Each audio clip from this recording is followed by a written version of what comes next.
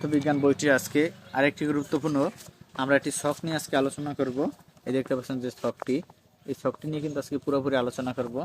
এই ছকে ওয়াই রশ্মি আমাদের কত তরঙ্গ দৈর্ঘ্য আছে 0.01 এম এবং কম্পাঙ্ক আছে কিন্তু 30 EH এবং ফোটনের শক্তি আছে কি 124 keV থেকে 3000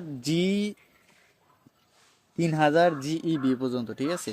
তারপর এক্স রে, এটার তরঙ্গ দৈর্ঘ্য আছে 0.01 mm থেকে 10 mm। কম্পাঙ্ক আছে কিন্তু 30 EHz থেকে 30 PHz, ঠিক আছে। এবং ফোটনের শক্তি আছে 124 EV থেকে 124 keV পর্যন্ত, ঠিক আছে।